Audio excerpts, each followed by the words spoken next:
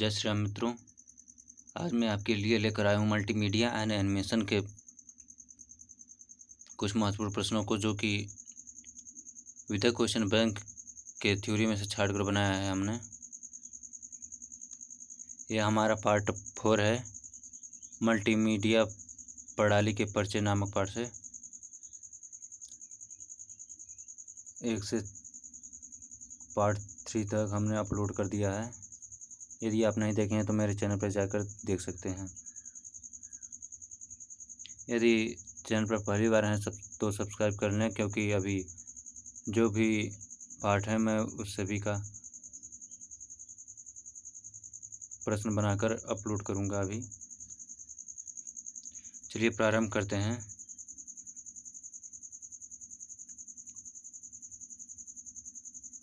देखिए, पहला प्रश्न है, बारकोड रीडर ... को पढ़ने के लिए इस्तेमाल किया जाता है। तो इसी प्रकार प्रश्न दे देगा, बारकोड रीडर ... को पढ़ने के लिए इस्तेमाल किया जाता है। तो उसमें 4 ऑप्शन दिया जाएगा, उसमें से 3 ऑप्शन तो रॉन्ग रहेंगे, एक ऑप्शन राइट रहेगा और वह यही होगा, बारकोडेड डाटा। तो बारकोड रीडर बारकोडेड डाटा को पढ़ने के लिए इस्तेमाल किया जाता है। अगला प्रश्न है, बारकोड ... होता है जो ... को तेज़ी से पहचानने के लिए प्रयोग किया जाता है। तो उत्तर है एक स्पेशलाइज्ड कोड आइटम्स, अर्थात बारकोड एक स्पेशलाइज्ड कोड होता है जो आइटम्स को तेज़ी से पहचानने के लिए प्रयोग किया जाता है। अर्थात बारकोड रीडर का प्रयोग आइटम्स को पहचानने के लिए किया जाता है। बारकोड रीडर में अगला प्रश्न है, बारकोड रीडर में छोटी छोटी लाइनों के सीरीज को बार्स कहते हैं। क्या कहते हैं? बार्स। बारकोड रीडर में छोटी छोटी लाइनों के सीरीज को बार्स कहते हैं। अगला प्रश्न है, MICR का पूरा नाम। तो MICR का पूरा नाम मैग्नेटिक इंक कैरेक्टर रिकॉग्निशन। तो यही हमारा आंसर है, मैग्नेटिक इंक कैरेक्टर रिकॉग्निशन। अगला प्रश्न है, एक कैरेक्टर रिकॉग्निशन तकनीक पर आधारित ... को ... करने वाले डिवाइस है। उत्तर चेक्स को प्रोसेस। अर्थात एक कैरेक्टर रिकॉग्निशन तकनीक पर आधारित चेक्स को प्रोसेस करने वाले डिवाइस है। अगला प्रश्न है, MICR एनकोडिंग को ... भी कहा जाता है। MICR लाइन, अर्थात MICR एनकोडिंग को MICR लाइन भी कहा जाता है। अगला प्रश्न है, डिजिटाइजर एक ... डिवाइस है। तो इनपुट, अर्थात डिजिटाइजर एक इनपुट डिवाइस है।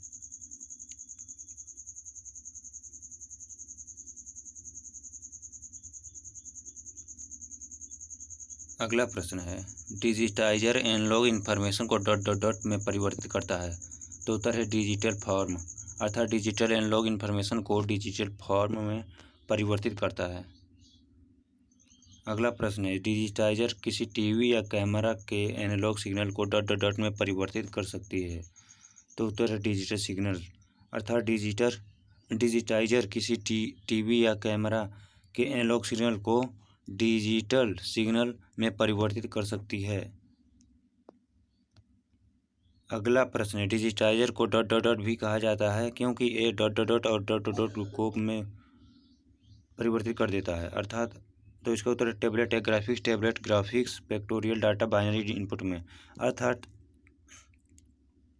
डिजिटाइजर को टैबलेट या ग्राफिक्स टैबलेट भी कहा जाता है, क्योंकि ये ग्राफिक्स और पिक्टोरियल डाटा को बाइनरी इनपुट में परिवर्तित कर देता है।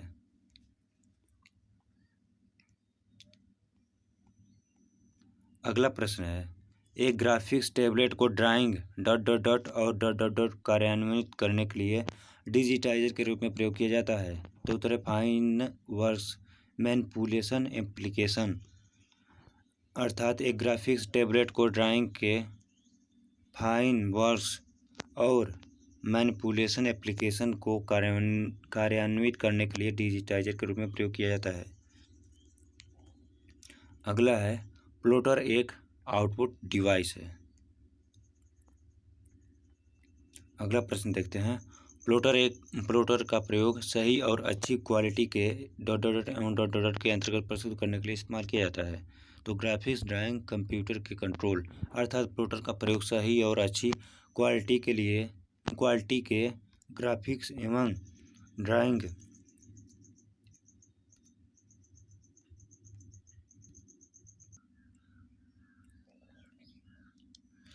क्वालिटी के ग्राफिक्स एवं ड्राइंग के अंतर्गत प्रस्तुत करने के लिए इस्तेमाल किया जाता है।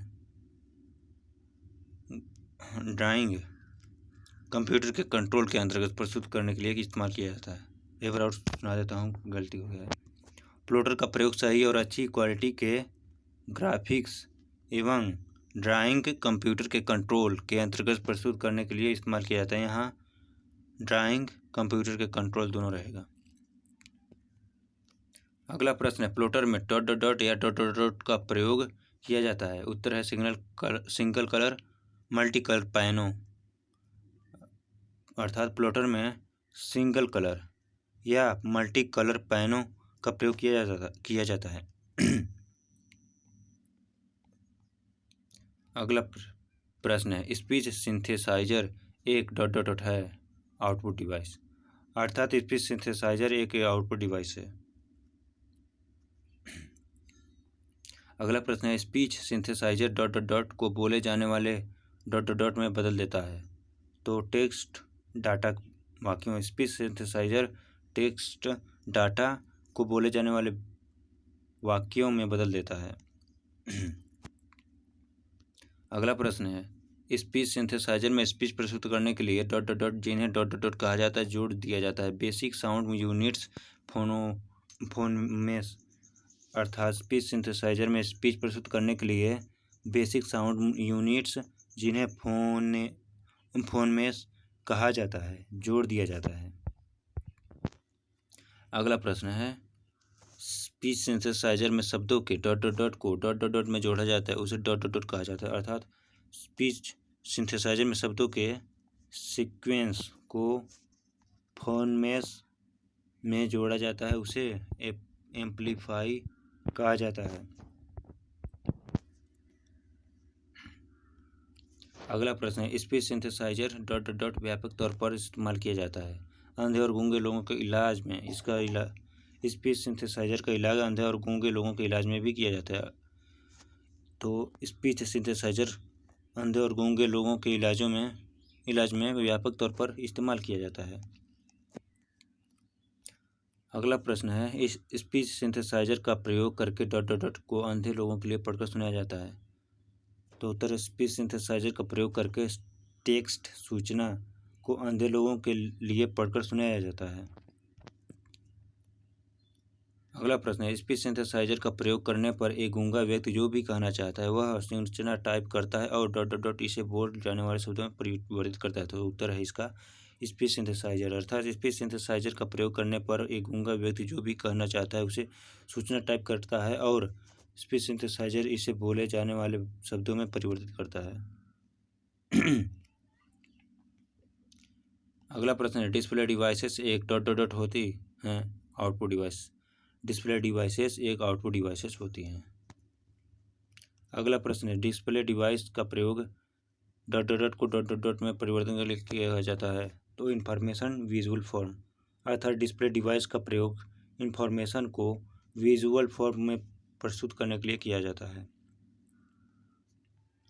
अगला प्रश्न है कैथोड ट्यूब एक विशेष प्रकार की डॉट होती है जिसमें इमेज तब दिखाई देती है जब डॉट बीम डॉट सतह पर टकराती है अर्थात उत्तर है इसका वैक्यूम ट्यूब एक इलेक्ट्रॉनिक फोटोरेसिस्ट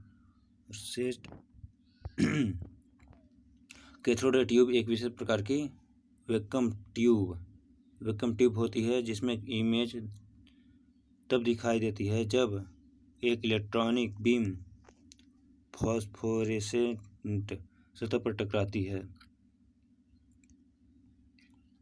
अगला प्रश्न है एलसीडी का प्रयोग डॉट डॉट डॉट तथा बहुत सारे डॉट डॉट में किया जाता है, अर्थात एलसीडी का प्रयोग घड़ियों तथा बहुत सारे पोर्टेबल कंप्यूटर्स में किया जाता है। अगला प्रश्न है एलसीडी का यही लाभ है कि यह तेज प्रकाश में बहुत अधिक चमकते हैं।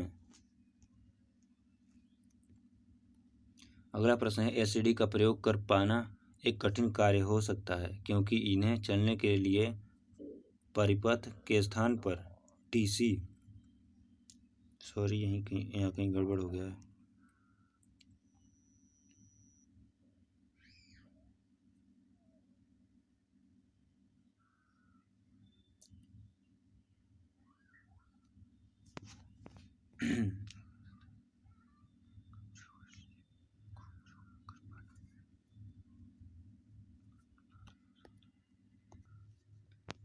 देखिए एलसीडी का प्रयोग कर पाने कठिन कार्य हो सकता है क्योंकि यहाँ इन्हें नहीं है, यहाँ परिपथ चलने के लिए डीसी के स्थान पर देखिए गड़बड़ हो गया है, परिपथ नहीं रहेगा। एलसीडी का प्रयोग कर पाना कठिन कार्य हो सकता है क्योंकि इन्हें चलने के लिए डीसी परिपथ में इन्हें चलने के लिए डीसी के स्थान पर एसी की आवश्यकता होती है।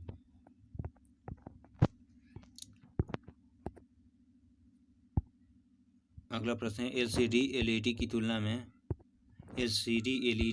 में डॉट डॉट डॉट करती है कम पावर खर्च, अर्थात एलसीडी एलईडी की तुलना में कम पावर खर्च करती है। एलईडी अर्धचालक युक्त होती है। अगला प्रश्न है एलईडी प्रकाश को तब उत्सर्जित करती है जब कोई धारा इससे होकर गुजरती है। अगला प्रश्न है प्राचीन की एलईडी केवल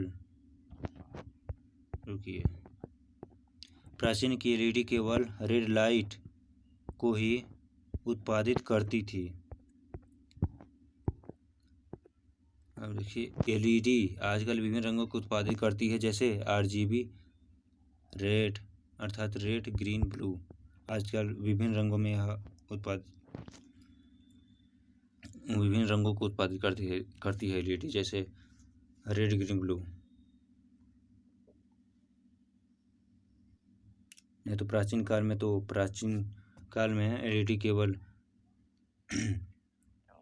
रेड लाइट को ही उत्पादित करती थी। तो यह कुछ महत्वपूर्ण प्रश्न थे।